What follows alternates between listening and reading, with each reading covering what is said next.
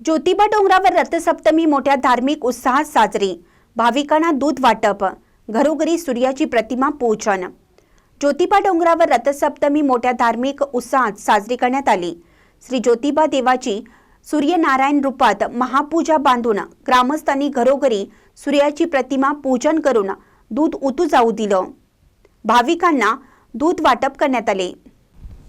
मराठी महिन्यांमध्ये माघ महिन्याला अनन्यसाधारण असे महत्त्व आहे। या महिन्यात अनेक व्रतवैकल्ये, सण उत्सव केले जातात। निसर्गाने दिलेल्या गोष्टींची आपण विविध प्रकारे कृतज्ञता व्यक्त करतो।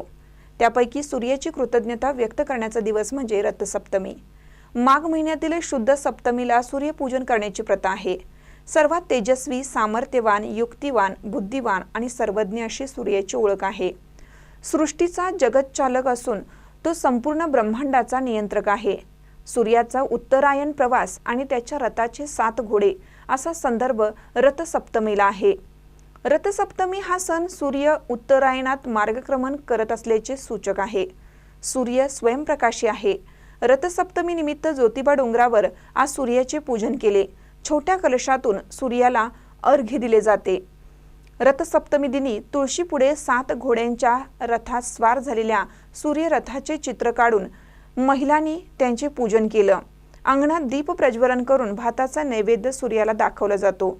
सूर्य रथाला असणारे 7 अश्व आठवड्यातील 7 वार दर्शवतात।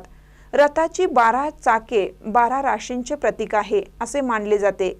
अंगणातच शिजवलेल्या दुधाच्या खिरीचा सूर्याला नैवेद्य दाखवण्यात आला। अंगणात सूर्यासाठी दूध उतू जाऊ दिलं। ज्योतिबा मंदिरात श्री ज्योतिबा देवाची सूर्यनारायण अश्वरूढ रूपातील महापूजा बांधण्यात आली होती। वर्धापन दिनानिमित्त श्री ज्योतिबा हक्कदार पुजारी समितीने भाविकांना सुगंधी दूध वाटप केले। ताज्या बातम्यांसाठी महान करेला सबस्क्राइब करा आणि बेल आयकॉनला क्लिक करा।